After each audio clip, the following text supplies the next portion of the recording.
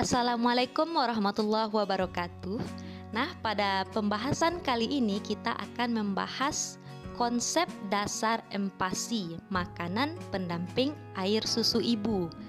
Jadi, bingung untuk memulai empasi 6 bulan pertama? Harus pahami dulu konsep ini. Mengapa demikian?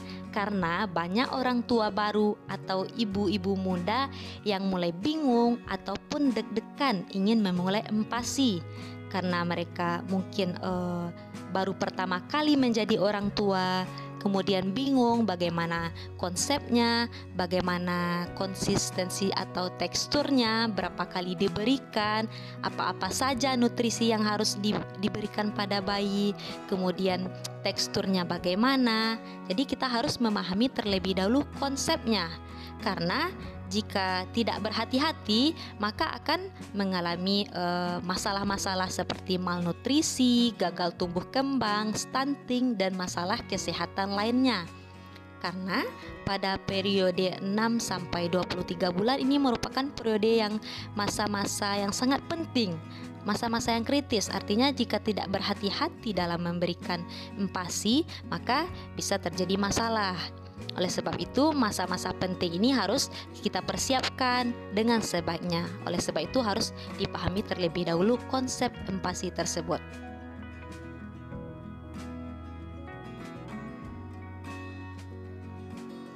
Selanjutnya, apa itu empasi atau MPASI, makanan pendamping air susu ibu? Jadi, menurut WHO dan Ikatan Dokter Anak Indonesia, makanan pendamping ASI ini sudah dapat diberikan sejak bayi berusia 6 bulan. Namun, timbul pertanyaan, kenapa ada yang diberikan sejak usia 4 bulan dan sebagainya? Itu harus ada indikasi medis, misalnya ada sesuai dengan saran dokter lah. Jadi kita sebagai orang biasa misalnya tidak bisa sembarangan saja memberikan waktu empasi pada bayi kita. Jadi harus sesuai dengan indikasi atau instruksi dokter. Kemudian kenapa harus empasi atau MPASI? Pada usia 0 sampai 6 bulan itu bayi cukup nutrisinya terpenuhi dari ASI saja, tidak perlu makanan tambahan lain.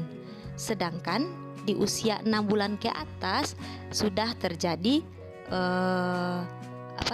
kesenjangan nutrisi. Artinya ASI saja sudah tidak mencukupi untuk memenuhi kebutuhan nutrisi bayi.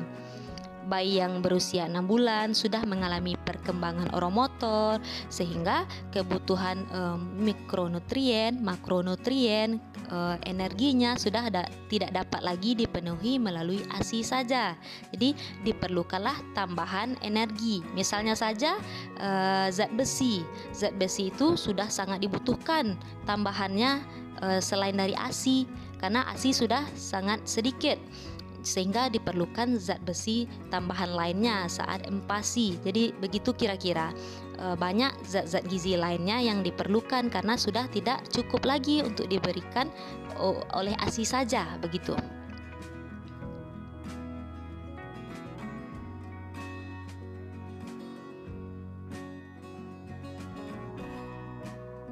Kemudian selanjutnya itu kapan anak dikatakan siap untuk makan atau empasi? Yang pertama yaitu bayi sudah dapat duduk sendiri.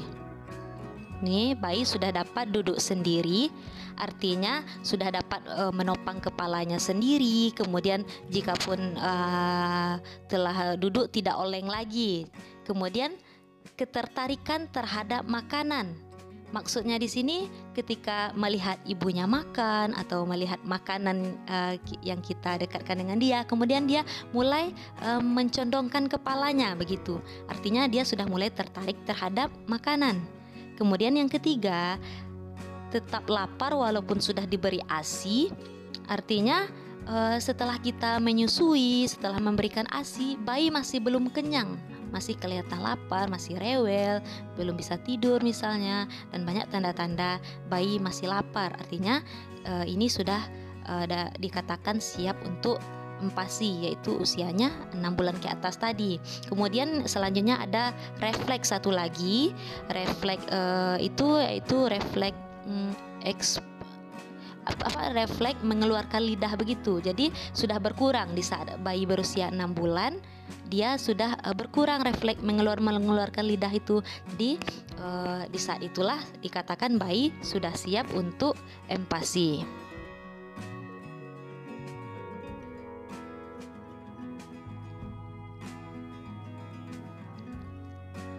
Nah, ini dia tabel bagaimana frekuensi, bagaimana teksturnya, bagaimana jumlah yang diberikan untuk empasi tersebut.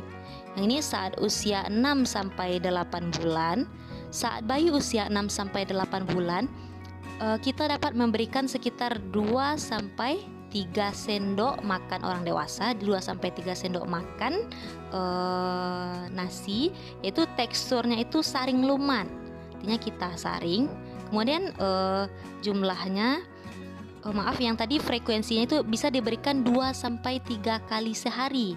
Mungkin untuk awal pertama kali bisa kita berikan 2 kali, kemudian nanti seiring sudah bisa mengenal, bayi sudah terbiasa, bisa diberikan 3 kali. Sedangkan energi untuk bayi yang berusia 6 sampai 8 bulan ini itu sekitar 200 kilokalori. Kemudian tekstur atau konsistensinya itu saring lumat. Mungkin untuk pertama kali bayi makan, hari pertama bayi makan, sebaiknya konsistensinya itu agak lunak begitu, disaring, saring lunak. Kemudian kalau bisa mungkin diberikan pakai sendok kecil yang sesuai dengan mulut bayi. Kemudian atau pakai tangan ibu yang dicolek begitu, tangan yang pastikan bersih ya. Ini akan sangat membantu. Tahap pertama ini merupakan tahap pengenalan. Karena jika bayi punya trauma makan, dia akan berpengaruh nantinya, maka harus berhati-hati terlebih dahulu. Kemudian jumlah yang diberikan itu sekitar 2 sampai 3 sendok, 2 sampai 3 sendok orang dewasa. Kemudian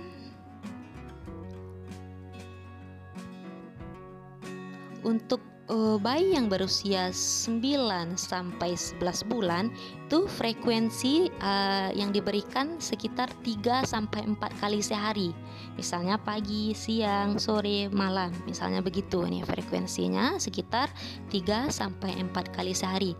Sedangkan energi yang dibutuhkan untuk bayi yang berusia 9 sampai 11 bulan itu sekitar 300 kilokalori. Kemudian teksturnya sudah naik menjadi cincang halus, kemudian perlahan menjadi cincang kasar begitu. Sedangkan jumlah yang diberikan sekitar 125 mili. Kemudian meningkat, ini sesuai dengan kemampuan bayi. Jadi ini tidak baku, jika mungkin lebih bayinya masih lapar boleh diberikan.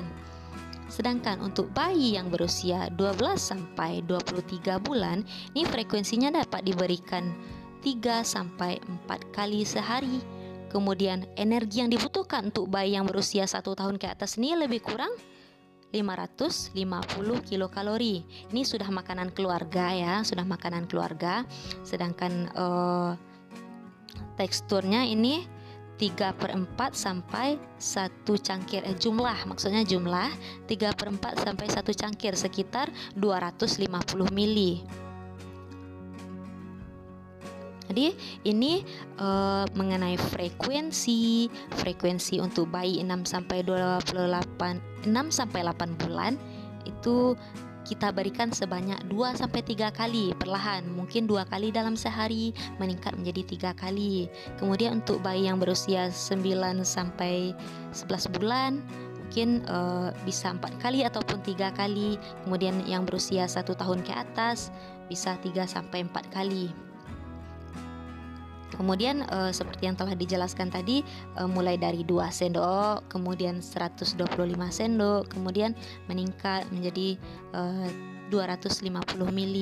Kemudian ini saring lumat, cincang, makanan keluarga, begitu seterusnya. Jadi perlahan kita mengajarkan bayi ini bukan berarti harus begini, usia 6 bulan harus begini. Jadi kita prinsipnya 6 bulan pertama ini mengajarkan makan, mengenali makanan, begitu. Jadi tidak memaksakan.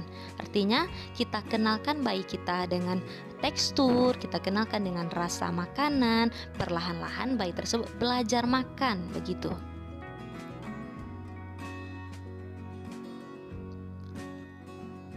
Kemudian strategi empasi yang baik itu bagaimana? Ada lebih kurang 4 strategi empasi yang baik. Yang pertama, tepat waktu, artinya sejak usia 6 bulan. Mungkin ada orang tua sudah tidak, usia 8 bulan saja nanti diberikan, tidak bisa, karena usia 6 bulan sudah banyak kekurangan zat gizi yang tidak didapatkan lagi dari ASI, maka diperlukanlah tambahannya itu dari empasi. Kemudian waktu pemberian makannya pun diusahakan teratur.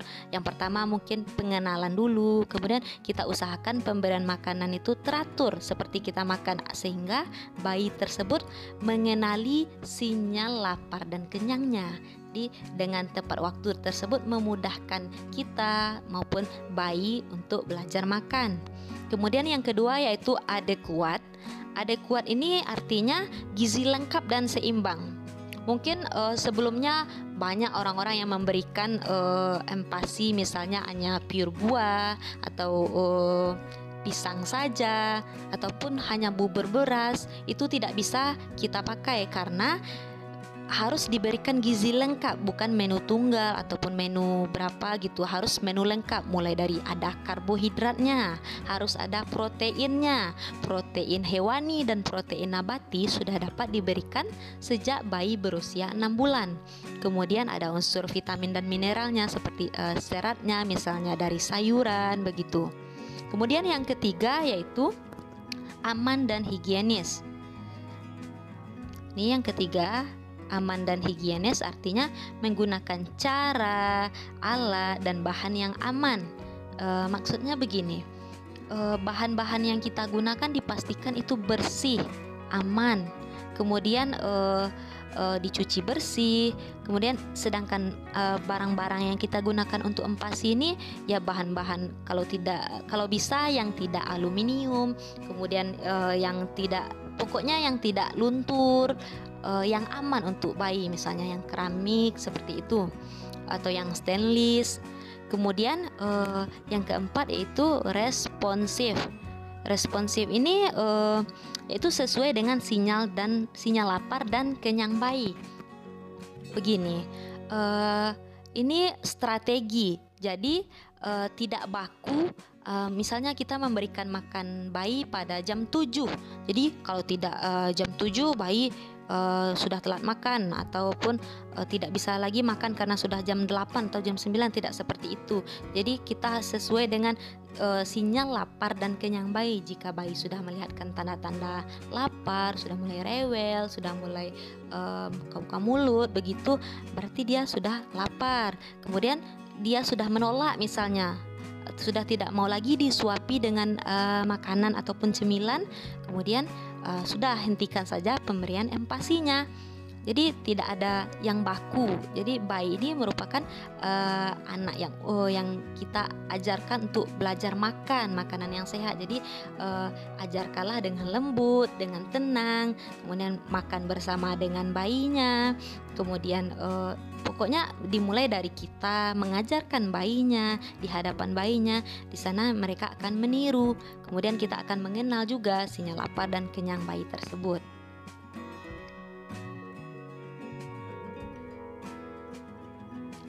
Nah, kemudian hal-hal yang harus diperhatikan.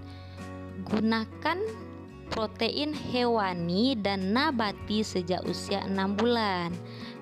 Kadangkala ada kecemasan ibu-ibu, barangkali cemas memberikan ikan, nanti alergi, atau kita berikan saja tempe saja dengan nasi.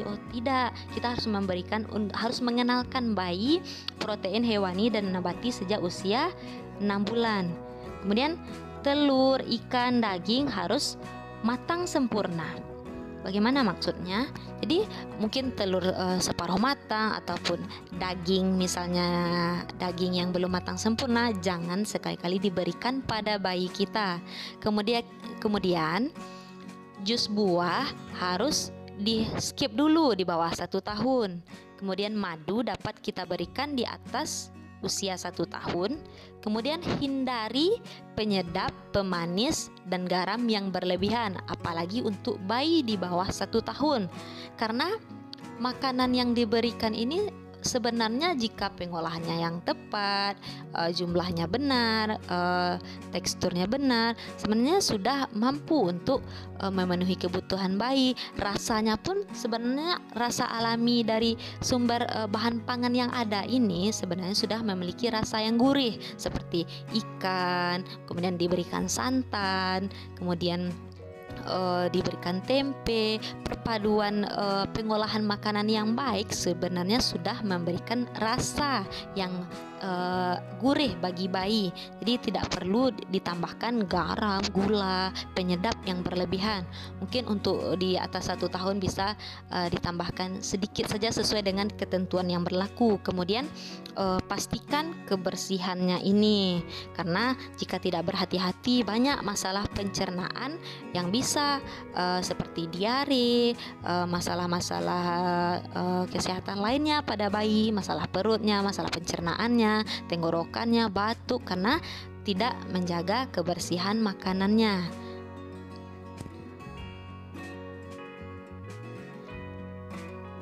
Nah, sekian pembahasan atau konsep dasar dari empasi itu, konsep dasar bagaimana kita memberikan makanan pendamping ASI, sehingga dengan memahami konsep dasar atau intinya lebih memudahkan kita dalam pemberian makanan pendamping ASI sesuai dengan standarnya, sehingga bayi tumbuh dan kembang secara optimal. Sekian penjelasannya. Assalamualaikum warahmatullahi wabarakatuh.